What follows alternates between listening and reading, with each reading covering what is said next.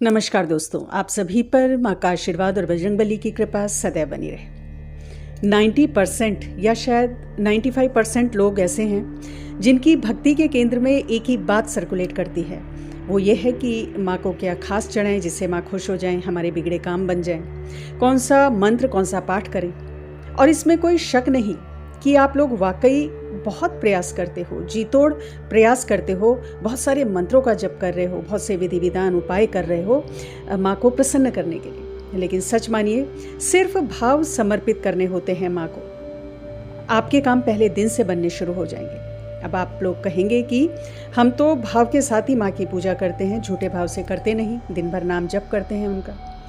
तो सबसे पहले भाव का क्या तात्पर्य है, विशेषकर सच्चा भाव जिसे हम बार बार कहते हैं कि सच्चे भाव से माँ की पूजा करो, इसका क्या अर्थ है, इसको जानते हैं। सच्चे भाव का अर्थ है माँ के प्रति समर्पित होना, अर्थात सहज और सरल होना। यदि आप सहज नहीं हैं, सरल नहीं हैं, तो माँ के प्रति संपूर्ण समर्पण नहीं है, आपकी बात नहीं बनेगी, चाहे आप कितना भी मंत्र जप कर लें। जितने सरल रहेंगे, दिखावे से दूर रहेंगे, माँ के प्रिय बनते चले जाएंगे।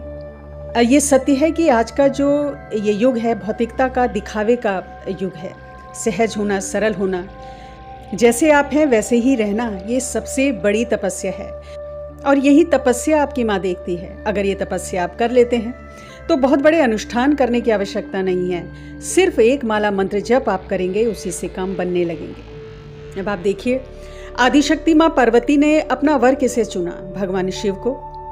सिर्फ बागंबर ही जिनका वस्त्र है, कोई निवास स्थान नहीं, हिमालय की चोटियां ही जिनका महल है, गले में लिपटा हुआ नाग, डमरू, त्रिशूल, यही उनके आभूषण हैं। भूत प्रेत पिशाच ये उनके संगी साथी हैं। ऐसे शिव को माँ ने वरण किया। क्या आपको लगता है उन्हें विवाह के अन्य प्रस्तावों की कोई कमी थी? क्यों चुना माँ ने भगवान शिव को अपने वर के रूप में? क्योंकि शिव सहज हैं, सरल हैं, दिखावे से दूर हैं। माँ रिझी शिव के गुणों पर। इसका तात्पर्य ये नहीं कि आप सुंदर घर में ना रहें, सुंदर वस्त्र ना पहने या धन से बैर करें। धन आज की मूलभूत आवश्यकता है, इसमें कोई इनकार नहीं। बस बात इतनी सी है कि जो आपके पास है उसमें संतुष्ट रहें। ज्यादा है तो दिखावा ना करें।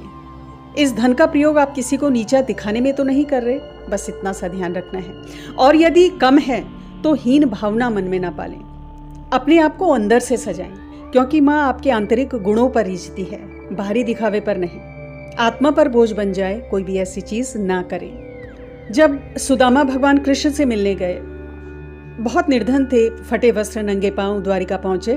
पत्नी के बहुत समझाने पर कृष्ण के पास पहुंचे तो उपहार स्वरूप भगवान कृष्ण के लिए एक मुट्ठी चावल लेकर आए थे, और संकोचवश उन चावलों की गठरी को वो छुपा रहे थे, कहीं कृष्ण देख न ले, क्या कहेंगे, एक मुट्ठी चावल लेके आया है।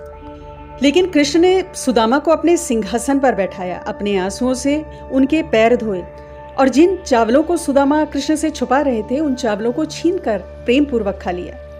देखी सुदामा की दीन दशा, करुणा करिके करुणा निधि रोए।